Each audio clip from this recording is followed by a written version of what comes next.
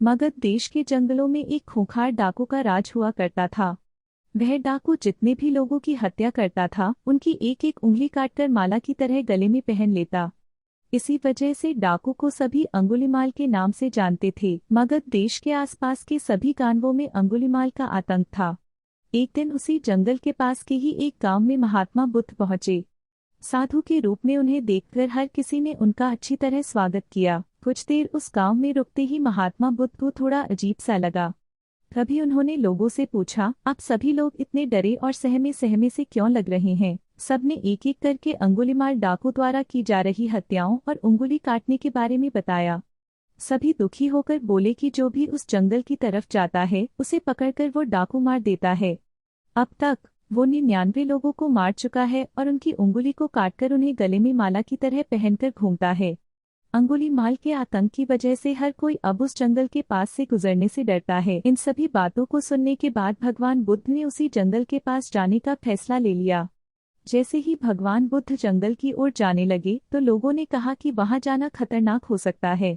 वो डाकू किसी को भी नहीं छोड़ता। आप बिना जंगल गए ही हमें किसी तरह से उस डाकू से छुटकारा दिला दीजिए। भगवान बुद्ध सारी बातें सुनने के बाद भी जंगल की ओर बढ़ते रहे। कुछ ही देर में बुद्ध भगवान जंगल पहुंच गए।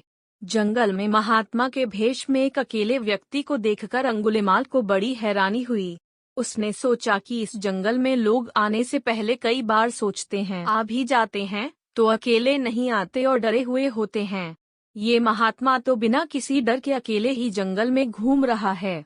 अंगुलीमाल के मन में हुआ कि अभी इसे भी खत्म करके इसकी उंगली काट लेता हूँ। तभी अंगुलीमाल ने कहा, अरे, आगे की ओर बढ़ते हुए कहाँ जा रहा है?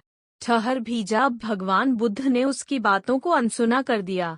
फिर गुस्से में डाकू बोला, मैंने कहा रुक जाओ। तब भगवान ने उसे पलटकर देखा कि लंबा चौड़ा बड़ी बड़ी आंखों वाला आदमी जिसके गले में उंगलियों की माला थी वो उन्हें घूर रहा था। उसकी तरफ देखने के बाद बुद्ध दोबारा से चलने लगे। गुस्से में तमतमाते हुए अंगुलीमाल डाकू उनके पीछे अपनी तलवार लेकर दौड़ने लगा। डाकू जितना भी दौड़ता लेकिन उन्हें पकड़ नहीं पाता। दौड़ दौड़ कर वो थक गया। उसने दोबारा कहा, रुक जाओ वरना मैं तुम्हें मार दूंगा और तुम्हारी उंगली काटकर मैं 100 लोगों को मारने की अपनी प्रतिज्ञा पूरी कर लूंगा। भगवान बुद्ध बोले कि तुम अपने आप को बहुत शक्तिशाली समझते हो ना, तो पेड़ से कुछ पत्तियां और टहनियां तोड़कर ले आओ। अंगुलीमाल ने उनका साहस देखकर सोचा कि जैसा ये कह रहा है कर ही लेता हूँ। वो थोड़ी देर में पत्तियां और टहनियां तोड़कर ले आया और कहा, ले आया मैं। फिर बुद्ध जी कहने लगे, अब इन्हें दोबारा पेड़ से जोड़ दे। यह सुनकर अंगुलीमाल बोला, तुम कैसे महात्मा हो? तुम्हें नहीं पता कि तोड़ी हुई चीज को दोबारा नहीं जोड़ सकते हैं?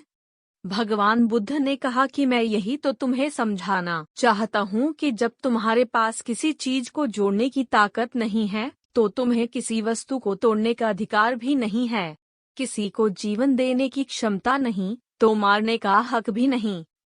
यह सब सुनकर अंगुलीमाल के हाथों से हथियार छूट गया।